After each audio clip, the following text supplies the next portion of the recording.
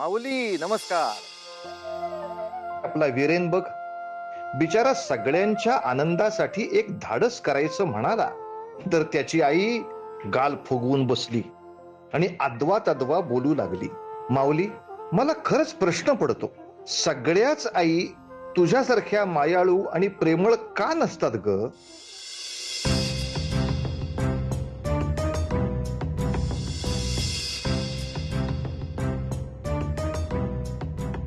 अहो,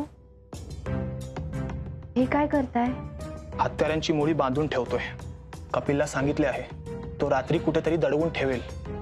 म्हणजे तुम्ही? हो, आपल्याकडे दुसरा पर्याय नाही. तुझ्या आणि माझ्या आनंदासाठी मी कोणत्याही निर्णयाला जायला तयार आहे. पण आई आणि बाबांना नाही आवडणार. मला माहिती आहे, पण ह्यातून जर काही सकारात्मक निष्पन्न झाले तर ती देखील त्यांच्यासाठी आनंदाचीच गोष्ट ठरेल ना.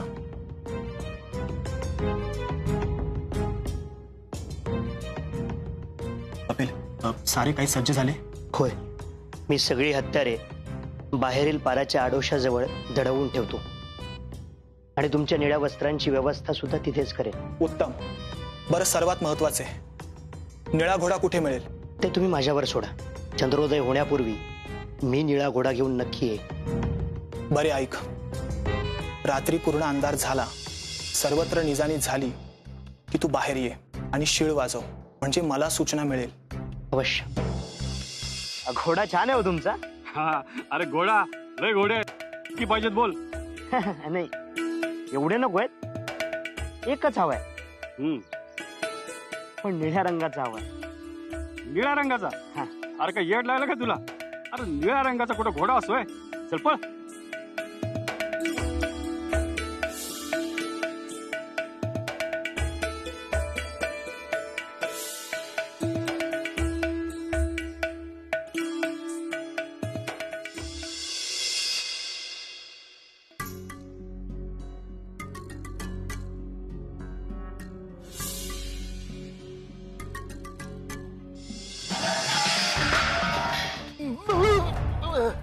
कोण आहे रे? अरे चोर आला का? चोर? अरे इथून काय ओरडताय? बाहेर जाऊन बघा तरी. अरे सगळ्यांना बघतो आता.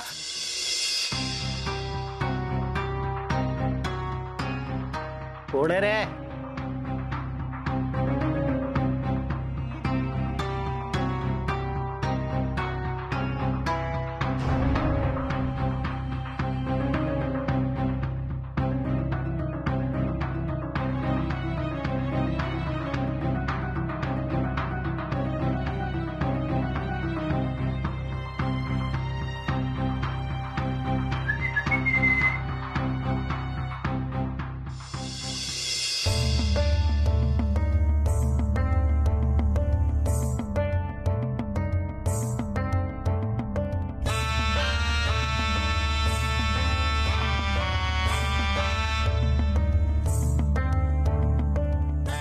भाऊजी, ओ भाऊजी,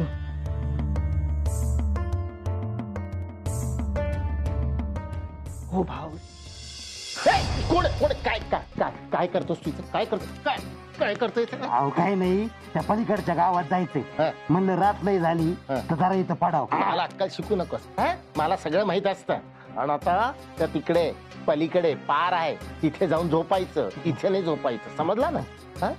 काय रे, आता जी मी शीळ ऐकलीस ती तू तू वाजवलीस ना? तू वाजवलीस ना?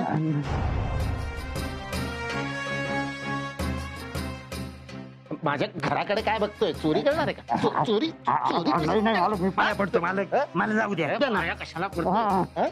आता गप गुमान इथून जायचं. समजलास ना? त्याचं थोबाड फोडीन आता परत दिसला ना. ए, तिकडे कुठे चाललाय? मग जिकडून आला तिकडे जा. बर, रात्रीचं कुठं कुठं.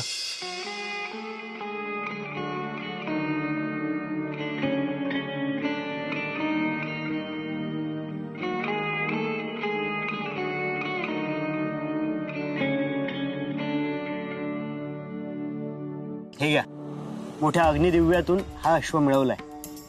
2 नगरी दूर जाऊन एका तबेल्यात असा अश्व आहे असे समजले. तब्बल 10 मोहरा मोजाव्या लागल्या. कपिल, आमच्यासाठी तू जे काही करत आहेस ना, त्यासाठी शब्द नाहीत बघ. चल चल.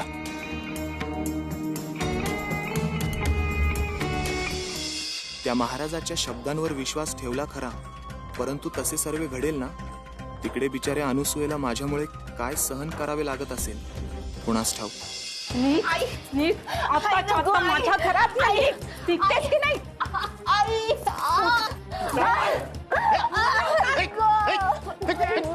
कुठे माझा विरेन? तू लपून ठेवलायस ना? तू लपून ठेवलायस ना त्याला? मला नाही माहिती. तू मध्ये बोलू नकोस. आधी हिची तातडी सोलते.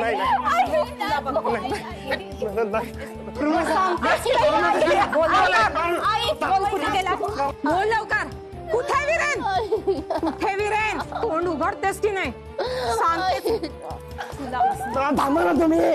त्यांना सांगा ना तुम्ही. नका मारू माझ्या ताईला. सांगतेस की कुठे गेला? सांग. कुठे गेला विरेन? नाही सांग. कुठे कुठे विरेन? सांग लवकर. सांग लवकर सांग. ते काल रात्री बाहेर गेले. महाराजांनी सांगितलेलं व्रत पूर्ण करायला.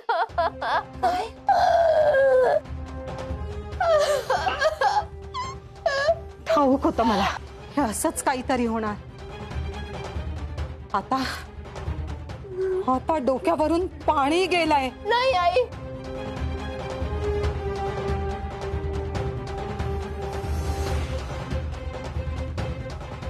खबरदार कुणी हिला एक थेंब पाणी द्याल तर.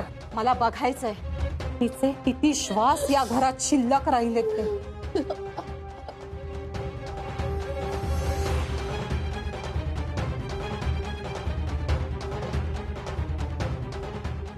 त्या घोड्यावर स्वार होऊन ज्या ठिकाणी तो थांबे ती जागा हेरून ठेव.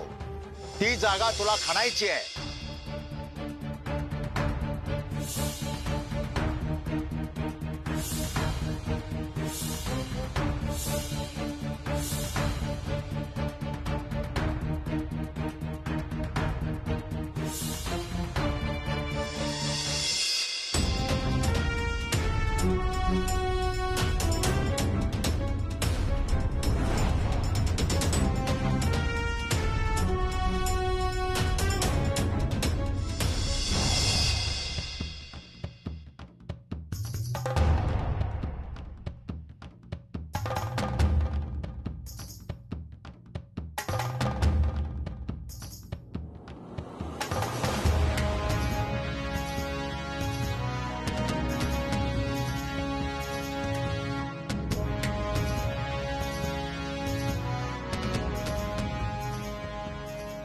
त्या मंदिराचा उद्धार कर, जेणेकरून तुला देवी प्रसन्न होईल. तिच्याकडे तू जे मागणं मागशील ते तुला मिळेल.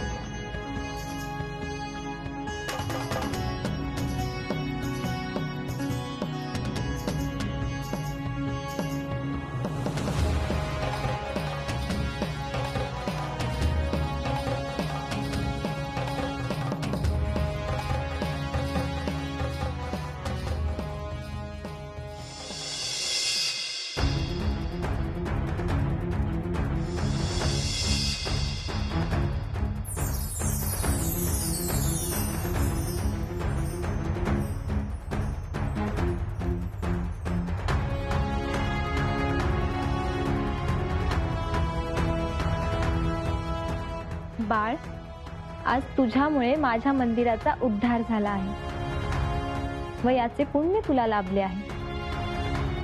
माग, तुला हवा तो वर माग. माझ्यामधील पित्याची झोळी रिकामी आहे माते. मला व माझ्या पत्नीला अपत्य हवे आहे आणि त्यासाठीच माते आमचा जीव तिळतिळ तुटतो आहे माते. तुझी ही इच्छा निश्चितच पूर्ण होईल. तथास्तु.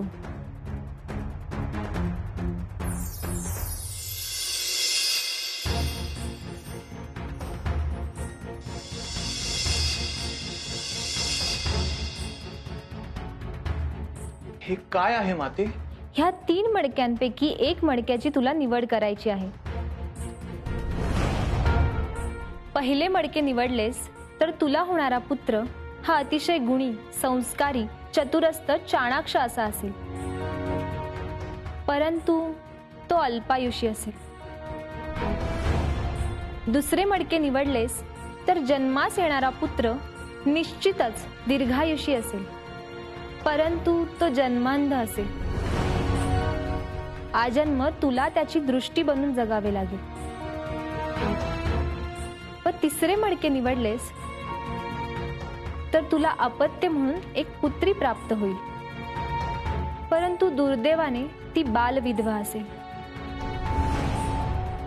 आता विचाराअंती सांग की तुझा निर्णय काय आहे. ही कुठली परीक्षा आहे माते? सुख येणार म्हणून आनंद मानावा की त्या पश्चात दुःख मोजत राहावे?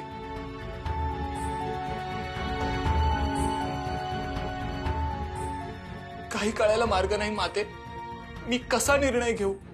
ह्यालाच नियती म्हणतात पुत्र.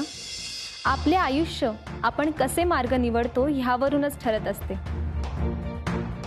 बोल, काय आहे तुझा निर्णय? काय सांगू माते, हा निर्णय घेण्याचे धर्मसंकट माझ्यावर आले आहे. आणि हा निर्णय जेव्हा अनुसूयेला समजेल तेव्हा तिचा अपराधी म्हणून मला काय सोसावे लागेल, काय सांगू? बाजूला नाही नको, नाही असं नाही करू. मी पाया पडतो तुमच्या. मला शिक्षा द्यायला.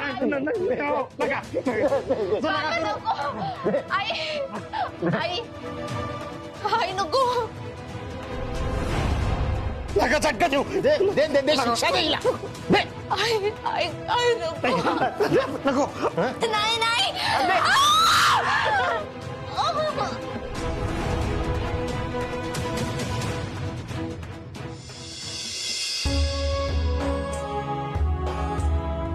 पुत्र, तू हे पुन्हा सिद्ध केले आहेस की तुझे व्यवहार चातुर्य किती उत्तम आहे. माते, मी नात्यांमध्ये कधीही व्यवहार केला नाही. माझ्या मनातून जो आवाज आला आहे तोच मी ऐकला आहे. आता माझे म्हणणे लक्ष देऊ नये. ह्या मडक्यामध्ये विलक्षण अशी गुणौषधी आहे जिचे सेवन तुझ्या पत्नीस करावयाचे आहे. त्यामध्ये एका विशिष्ट वृक्षावरील एकच आम्रफल त्यात ठेवावे लागेल व त्याचे मिश्रण तिला द्यावे लागेल. ह्या मंदिरामागे एक विशाल आम्रवृक्ष आहे ज्यावर चढून तुला ते फळ मिळवायचे आहे. त्या वृक्षाच्या मुळाशी सुबक अशी गणेशाची मूर्ती आहे.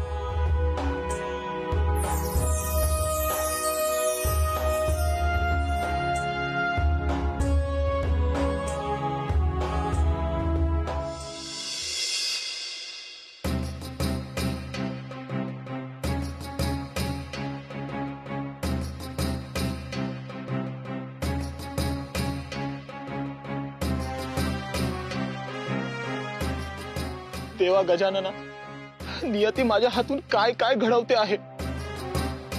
अरे अजून किती पाप करायला लावणार आहेस मला? मला क्षमा मागायची देखील लाज वाटत आहे देवा.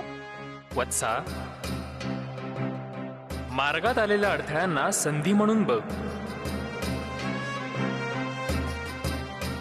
मग तुला निश्चित मार्ग दिसेल.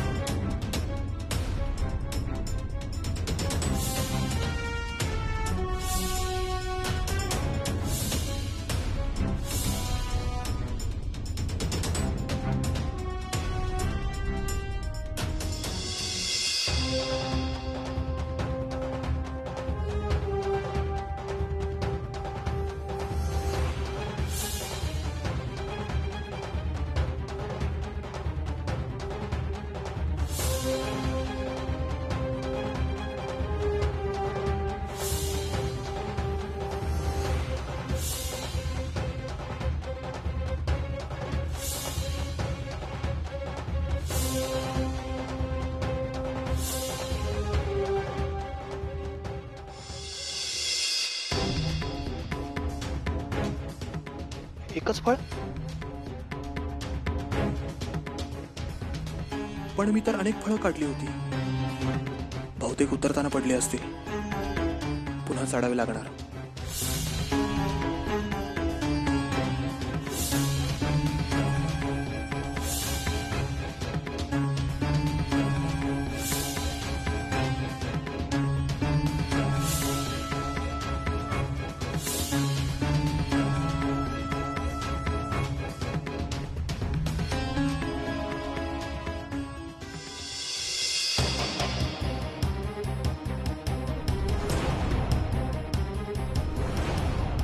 असे का होत आहे? पुन्हा प्रयत्न करावे लागणार. वत्सा, दैवाचे संकेत तुझ्या ध्यानी आले नाहीत काय? तुझ्या पदरी एकच फळ आहे. अतिफळाची हाव धरू नकोस. जे आहे तेच योग्य रीतीने सांभाळ. देवा गजानना, क्षमा असावी. मला तुमचे म्हणणे समजले आहे.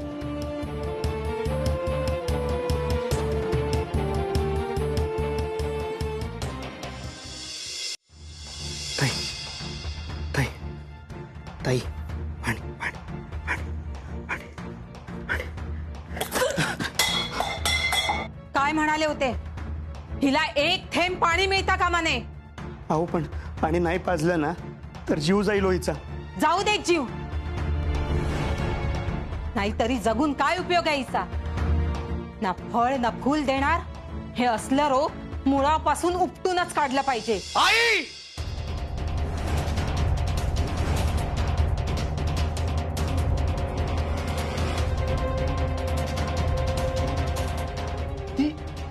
काय अवस्था केली आहेस तू हिची?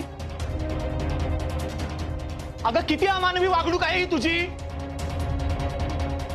अरे पण बाळा, याला हीच कारणीभूत आहे रे. या दोघांनी मिळून करणी केली आहे तुझ्यावर आणि तुला दूर पाठवलं.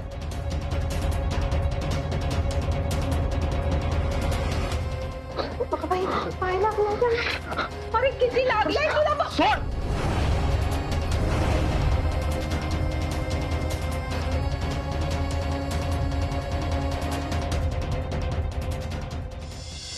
तुला सांगू काय झाले? ते महाराज म्हणाले ना तसेच तंतोतंत झाले. देवीने खरंच वर दिला आपल्याला. हो. म्हणजे आता आपल्याला पुत्र प्राप्ती होणार. हो ना? हो. हे घे, ह्यातील आंब्याचे तुला सेवन करायचे आहे. त्या पश्चात तुला गर्भधारणा होईल असा आशीर्वाद दिलाय देवीने. घे.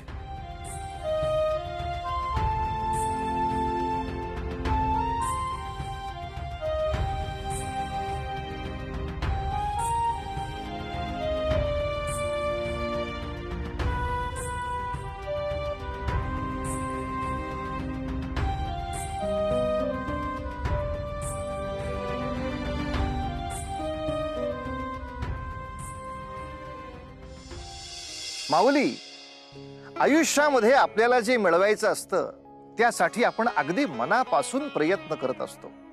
आकाश पाताळ एक करतो अगदी, पण शेवटी एका टप्प्यावर येऊन थांबतो की यापुढे देवाला काय ती काळजी. माझे प्रयत्न प्रामाणिक आहेत. आता जे दान देव टाकेल पदरी ते मला मान्य आहे.